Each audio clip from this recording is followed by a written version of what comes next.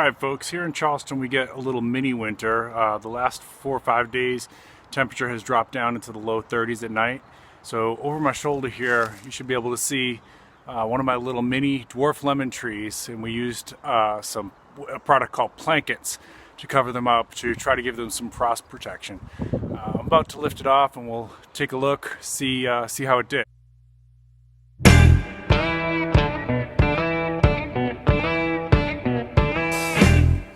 So a couple of years ago we had a really cold winter here for Charleston where temperatures dropped. Alright, look at that. You would never even know that we had cold weather. I hope you all can see that on the camera.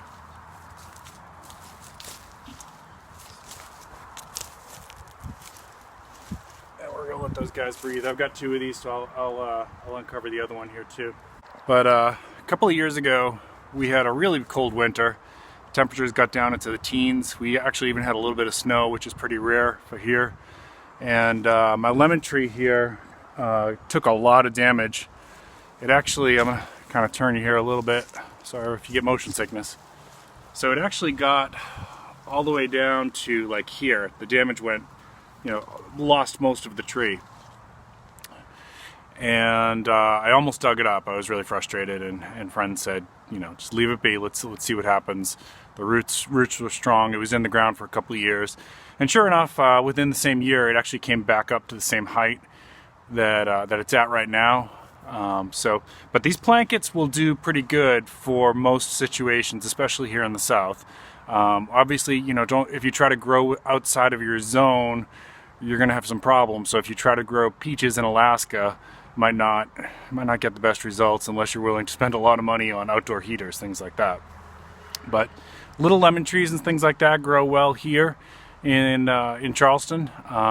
This little spot that I've got it in gets a good amount of sunlight, so all I have to do is give it a little bit of frost protection, and most of the time we're okay. But even when I took that really bad winter a couple years ago, the tree was still able to recover, and I used these products then too. And this is the other little lemon tree. This one here doesn't get quite as much sun as you can see. It gets a little bit of time during the day where it doesn't get it, but I have them close together. Hopefully at some point they'll pollinate each other. I've gotten a couple of little lemons, but this is year 3 or 4, I think, and it's got to be year 4.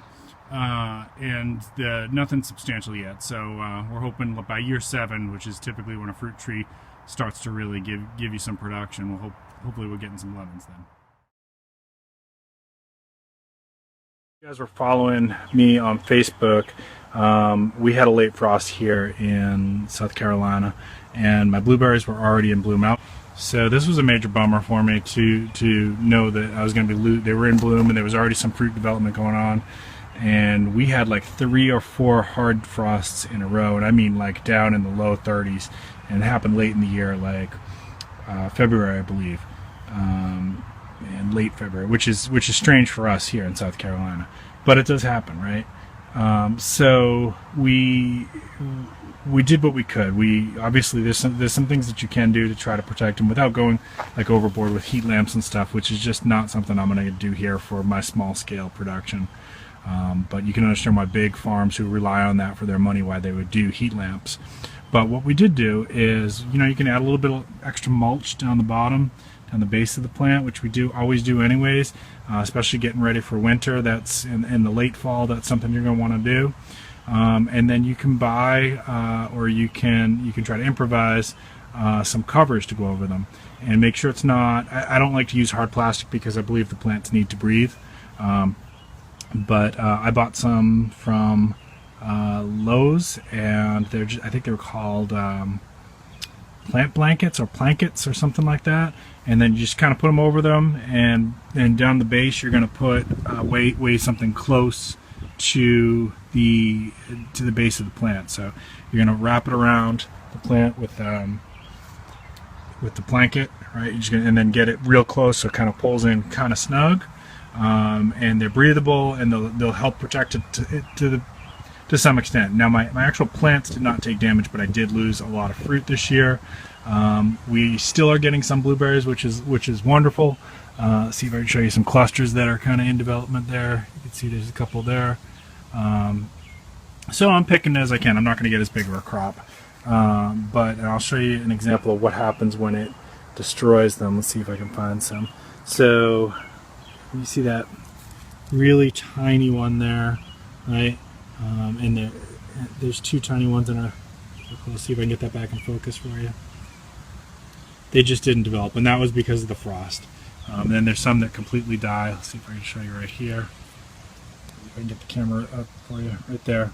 See that next to that one that's still developing, there's like one, it's a dark blue, but it's like just didn't form. That was because of the late frost. So again, nature is going to do things that are out of your control. I was able to save the plants and some of the crop by using the plant blankets and extra mulch.